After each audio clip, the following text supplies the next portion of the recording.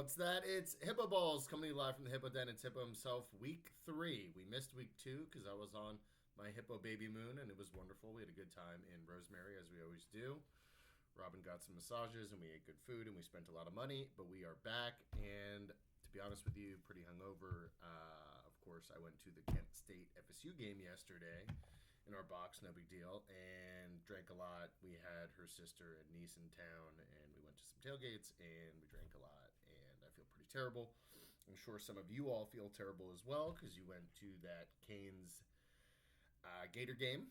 Canes up again. Gators look like kind of shit. DJ Lagway looked like a bum, but the Canes are the real deal as long as the Noles win next week. That Canes UM game should be very, very electric, so I'm excited for that. Starting off with college football roundup, of course, like I said, Canes up, Gators down, Noles up. Noles covered like a 55.5 spread. They have as many touchdowns as last season already in the week 3, as many rushing yards as last year in week 3. Look very, very good.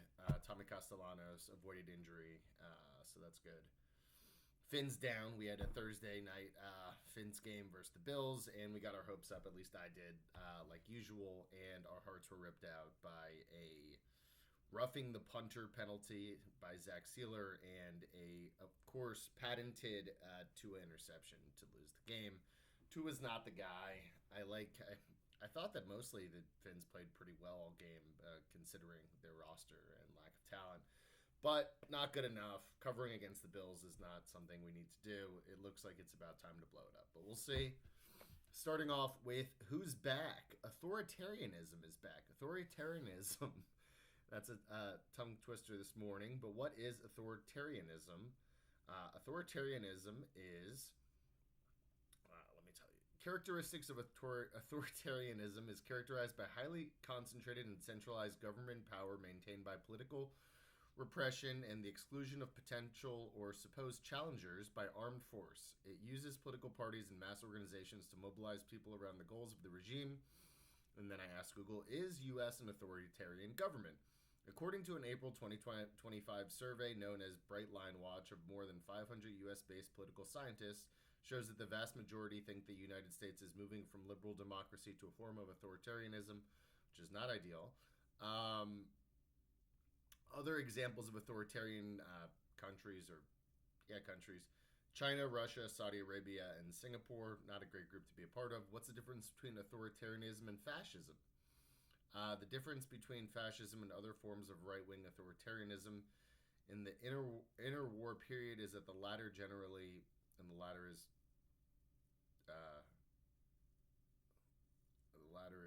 I guess, fascism? Oh no, authoritarianism is aimed to conserve the existing social order, whereas fascism was revolutionary, seeking to change society and obtain total commitment from the population. So we're not fascism yet, but authoritarianism still not great. So why is authoritarianism back? Authoritarianism back because the Trump administration, after the Charlie Kirk assassination, which luckily I didn't have to talk about last week, has been on a roll. They got late-night host Jimmy Kimmel's show taken off the air by threatening companies' broadcast license if they continue to run his show, which I'll get into in a little bit. Trump and his team threatened to strip the tax-exempt status of liberal nonprofit groups. This is all this week. While the president called for left-wing activists to be jailed for protesting him at dinner at Joe's Stone Crabs in D.C., which I didn't know they had, but that's cool. Trump announced he'll once again try to designate Antifa, America's disparate anti-fascist movement, as a terrorist group with no legitimate basis. Meanwhile, the administration worked towards its goal to deport a legal U.S. resident from speaking out against Israel-Palestine conflict. Reports trickled out that Trump would fire a U.S. attorney for failing to bring charges against one of his enemies before Trump publicly called for his departure, and he quit.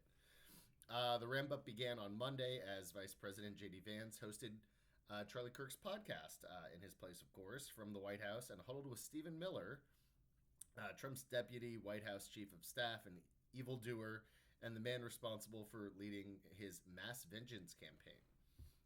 This week, reporters at the Pentagon have also been told they can no longer report information which has not been approved by the White House, and those who refuse will lose their press credentials. And they got a stroke.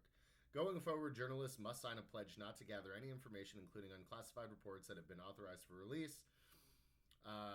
Like I said, Trump also this week called on a group of protesters who bothered him to be jailed, and they were activists from anti-war group Code Pink, recently located the president at Joe's Seafood near the White House as he ventured out to see the city's streets during his military deployment to the nation's capital. The protesters made it into the restaurant near Trump and shouted, "Free DC, free Palestine. Trump is the Hitler of our time." And Trump did not like that, of course. He said they should be put in jail. What they're doing to this country is really subversive. Adding that he asked Attorney General Pam Bondi, who we'll get into in a little bit, to look into bringing criminal RICO charges against them in a racketeering case. On Thursday, Trump said of the protesters, "I think they were a real threat to me. Sticks and stones may break my bones, but words will, I guess, hurt him." There was news about Trump's apparent attempt to wield the Department of Justice against one of his most personal enemies. Like I said earlier, on Thursday, ABC News reported that Trump planned to fire the U.S. Attorney for the Eastern District of Virginia for refusing to bring charges against New York Attorney General Letitia James, who he's been trying to kill for like months. After prosecutors failed to find evidence she committed mortgage fraud, and this is because Letitia James, of course, tried to prosecute him, so he doesn't like her. James led the civil fraud case against the Trump family business empire. Trump was ordered to pay $355 million in damages in that case last year before it was tossed last month, because of course it was tossed. In any other administration, news that the president intended to fire a prosecutor for failing to charge a political enemy would be treated as a massive scandal. Indeed, it's similar to the scandal that led to the resignation of George W. Bush's Attorney General Alberto Gonzales, but the Trump administration is different.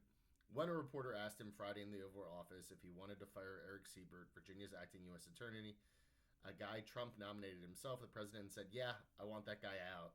Trump complained about the prosecutor receiving blue slips or customary endorsements from Virginia's two Democratic senators, who he called very bad guys, and Siebert, of course, resigned afterwards. With everything going on that I've mentioned, it might have been easy to miss the news that Trump ordered more strikes on boats in the Caribbean, supposedly carrying drugs, but who knows?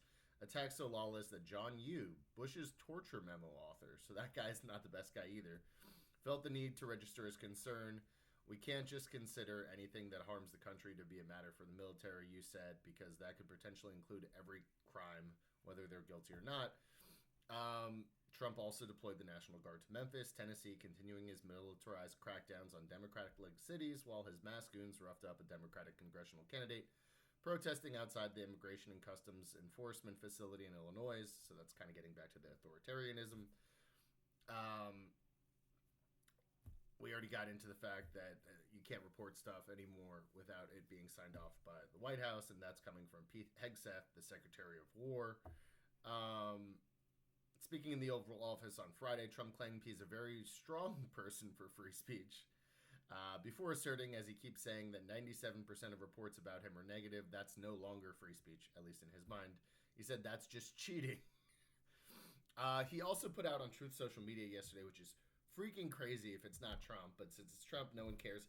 This is like, if this was an internal memo and it found it, he would be impeached, I guess, but since he just posted on Truth, everyone's just like, that's crazy. It's all over Twitter. He posted, "Pam, I've reviewed over 30 statements and posts saying that essentially, same old story as last time, all talk, no action, nothing is being done. What about Comey? What about Adam Shifty Schiff? Letitia, question mark, question mark, question mark. They're all guilty as hell, but nothing is going to be done.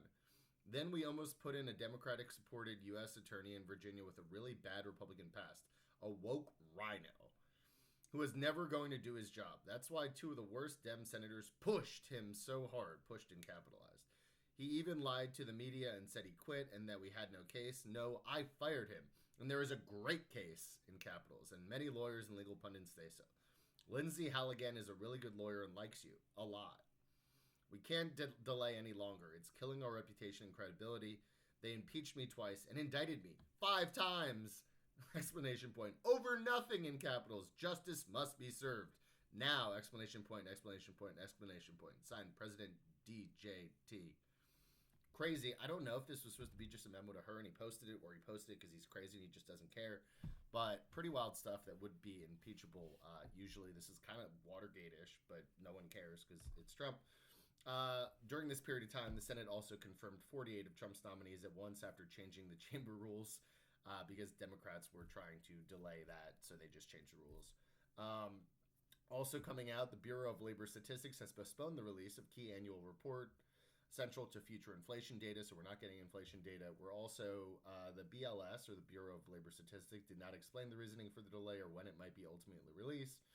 As you are aware, Trump fired the head of job statistics, so you don't know how many people are employed. Trump delayed the inflation report, so you don't know how bad the economy is. And Trump canceled today the annual hunger survey, so you don't know how many people are starving. The FBI is also preparing to label transgender people as violent extremists in the wake of Charlie Kirk's murder, even though the person who murdered him was not a transgender person, and the ties to transgenderism is pretty iffy so far. At best, I think I have one more point on that somewhere. Give me a second. That guy did come out. That kid who was turned in by his dad, pretty big snitch. Can't do that to your son. And he didn't even take the reward money. Just didn't like his kid, I guess. Coming from a MAGA household, by the way. Whether the kid was left or right, I don't know. And I'm not going to say anything because I'll get canceled like Jimmy Kimmel. So I love you, Trump. You're the best. But he did come out that he played furry porn video games, which is kind of weird. I don't know yet about that. But they said that his ties to leftist organizations are pretty thin at best so far. Speaking of Charlie Kirk, Donald Trump did not attend the Kennedy Center vigil for the late conservative commentator Charlie Kirk on Sunday night, opting instead to spend the weekend at his golf club in Bedminster, New Jersey. And if you saw the clip, which was pretty funny, they asked him, "How are you doing since your friend was shot?" And he said, "Oh, no, I'm doing pretty good. You see that we're doing construction on this building over here?" So clearly he loved him dearly. The Taliban is back. The U.S. in talks with the Taliban on returning counterterrorism forces to the Afghan base. The Trump administration officials are in discussions with the Taliban about reestablishing a small U.S. military presence at Afghanistan's Bagram Air Base as a launch point for counterterrorism operations, according to people with knowledge of the negotiations. President's surprise announcement Thursday that he is seeking to reclaim Bagram Air Base is a potential component of a broader diplomatic effort to normalize relations with the Taliban. So we've been going back and forth with the Taliban for years. Of course, there was a time period not great, Taliban, but now they're kind of back as our friends. So the Taliban's back.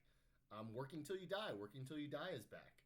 The Trump administration considers raising retirement age to save Social Security from insolvency, because if you work till you die, we don't have to pay you Social Security, so Social Security can remain solvent if we're not paying anyone because they're dead. So that's a decent idea. Bribery's back. In an undercover operation last year, the FBI recorded Tom Horman. Now the White House borders are accepting $50,000 in cash after indicating he could help the agents who were posing as business executives win government contracts in the second Trump administration.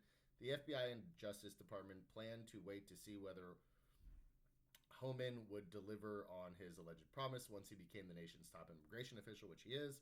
But the Trump administration closed the investigation. This all came out today, and they asked Trump about it, and he said, "I haven't heard anything about it," even though clearly he hears everything other than the stuff that he doesn't like to hear. Who's not back but not dead? Stone skipping. Stone skipping is not back but not dead. Stone skipping championship in Scotland. The stone skimming championship in Scotland gets rocked by a cheating scandal. Organizers say the stones in questions were suspiciously round. Organizers say a handful of overzealous stone skimmers cheated by doctoring their stones. That contravenes one of the rules of the competition that states the stones must be naturally formed on Easdale, which I guess is where the stones are found. Another rule states that the stones cannot be wider than 3 inches at their widest point. They must all pass through our measuring device, which is called the Ring of Truth. Kyle Matthews, organizer and official toss master of the event, told As It Happens host Neil Kolska. But Matthews says the stones in questions were suspiciously round. The competitors had taken larger stones from the island and they had ground them down so they were perfectly shaped and perfectly circular and fitted the Ring of Truth almost too exactly. Stone skimming is the art of throwing a stone across a body of water so that it bounces or skims the surface, maximizing the distance the stone travels before it sinks. It is not to be confused with stone skipping, which focuses on the number of bounces over total distance. So, stone skimming, not dead, but not back. Who's dead? Free speech. As I told you, the MAGA movement has worked to get people fired for sharing negative thoughts about Kirk, and conservative media outlets honed in on comments Kimmel made in the wake of his killing. twisting Kimmel's words to make them seem like a fireable offense. Did Kimmel say something stupid? Yes. Do I agree with what he said? No. Does he deserve to be fired? If the ratings go down and they decide to fire him, yes. Is it good that the FCC chair is calling NBC executives and making them fire him? No, it's not ideal. On Wednesday, Trump's Federal Communications Commission, FCC chairman Brendan Carr, who wears a Trump pin, began issuing explicit threats demanding that broadcasters take Jimmy Kimmel's live off the air. Speaking with right-wing influencer Benny Johnson, Carr pressured broadcasters to tell ABC, listen, we're going to preempt. We're not going to run Kimmel anymore until you straighten this out, because we licensed broadcasters are running the possibility of fines or license revocation from the FCC. That's what he wanted the broadcasters to tell ABC. Carr added, we can do this the easy way or the hard way. These companies can find ways to take action on Kimmel, or there is going to be additional work for the FCC ahead. Within hours, ABC had indefinitely suspended Kimmel's show, and two large broadcast companies, Nexstar and Sinclair's wild, by the way, if you look into Sinclair, announced they wouldn't run it. Note the companies all have regulatory matters before the FCC at this time. Sources told Rolling Stone that while multiple executives at ABC and its parent company Disney did not feel that Kimmel's commented merited suspension, they caved to pressure from Carr, of course. They were terrified about what the government would do and did not even think that Jimmy had the right to explain what he said. A person familiar with the internal situation on Thursday called the decision cowardly. Throughout Trumpland and the federal government, there had been a heightened sense of glee over the silencing of Kimmel. Administration officials feel emboldened by the multiple scalps they have now collected, first Stephen Colbert and now Kimmel, to the point where they're confident they have the momentum to pressure corporate bosses to get rid of other late-night nemesises over at other networks. They stated that now they're going to gun for Seth Meyers, who is also not a friend of the Trump organization. Trump himself seemed eager on Thursday to threaten more media companies over their coverage as he spoke to reporters on Air Force One, saying the networks give me only bad press and maybe licenses should be taken away. This is after, of course, Fox News host Brian Kilmeade endorsed euthanizing homeless people last week, saying involuntary lethal injection or something like that. We should just kill them. And he's not suspended. Who else is dead? Jerry from Ben & Jerry's resigned over his Palestine beliefs. Jerry Greenfeld, co-founder of the beloved ice cream brand Ben & Jerry's, announced this week that he's resigned from the company he helped create in the late 1970s over an ongoing dispute with his parent company Unilever. So a few years ago, Ben and Jerry both sold their company for like $365 million to Unilever, but then they stayed on a board where they can still do like their social stuff, because Ben and Jerry are these two old hippies that like really like social awareness and climate change and all this other liberal fruity stuff. So Unilever was going to focus on the business stuff, and they're the money people, and Ben and Jerry still get to be like the spokespeople for Ben and Jerry. But now Unilever's like, yo, you can't be talking Palestinian stuff. Like, we still have to sell ice cream. And Jerry's like, I don't care about selling ice cream unless I can say this Palestinian stuff. The Vermont-based ice cream maker with zany packaging and inventive flavors has long been known for its progressive politics, and the company routinely speaks out on social issues. But in a public resignation letter posted online Tuesday, Greenfeld said Ben & Jerry's has been sidelined for fear of upsetting those in power by Unilever, the multinational corporation that bought Ben & Jerry's in 2000. And it's happening at a time when our country's current administration is attacking civil rights, voting rights, the right of immigrants, women, and the LGBT community. It's always about more than ice cream. It was a way to spread love and invite others in the fight for equality, justice, and a better world. A long crash over independence. For years, Greenfeld and his co-founder Ben Cohen had clashed with Unilever of the ice cream company's independence and its ability to take public positions on political and social issues, from the war in Gaza to climate change. The 2000 merger agreement between Unilever and Ben & Jerry's created an independent board which was responsible for preserving the company's social mission. Ben & Jerry sued Unilever in March, so clearly the relationship is not great, accusing it of firing the Ben & Jerry CEO in retaliation for the company's ongoing activism on social media. In an email statement Wednesday, the Magnum Ice Cream Co., a standalone company within Unilever that include the Ben & Jerry's brand, said it was grateful to Greenfeld for the co-founding of the company and his services and support over the year, but otherwise get the fuck out. Ann Lipton, a professor at the University of Colorado Law School, said the tensions between Ben & Jerry's stem from their unusual merger agreement, like I went over, which gave Ben & Jerry's board control over political and social messaging, while Unilever maintained operational system oversight. And it's unclear where the lines are, basically. That was a lot. Okay. Show of the week. Tulsa King. Sly Stallone. Is it good? It's okay. Is it bad? No, it's not bad. Sly Stallone, pretty good. Season's back. Watch it. Fun to have on in the background. Not great. Didn't do a lot of show research, but I am watching Tulsa King. It's good enough. Sly Stallone's good. Bets. Bets. Panthers plus 4.5 at home against Falcons and over 44. I know the Panthers are horrible. I know the Falcons have been playing pretty good. Is Bijan Robinson going to have like 200 yards? Yes, but I like the Panthers' offense enough. They're at home. I think they can hold it within a field goal. Ted McMillan's a beast. And Bryce is playing a little better right now. I also think that teams are going to score. Texans plus 1.5 at Jags. Jags are pretty fraudulent. They've not been playing great. Brian Thomas Jr. and Trevor are not on the same page. The Texans have been underperforming. Nico's not doing much. CJ's getting killed behind that line. I think they have a get right game against the Jags. They get their first win. I like them plus 1.5. I also like the money line. Rams plus 3.5 at the Eagles. The Eagles have basically just been playing rugby all season. They haven't had to do anything. Jalen Hurts hasn't had to throw. AJ Brown's averaging like 10 yards a game. I think the Rams are pretty good. I think Stafford's been playing well. I think Puka and Devontae Adams can do something. I like the Rams also to kind of win outright, but I'll take them plus 3.5. And Jets plus 6.5 at the Bucks. Justin Fields is out. Tyrod Taylor's in. I kind of like Tyrod Taylor better than Justin Fields anyway. He's not going to lose you the game. He's going to play conservative. He's going to play well. Tyrod Taylor, one of the best backups in the league. I like them plus 6.5. That's all I have. Wow, 22 minutes. Time flies. All right. Have a good week, you guys.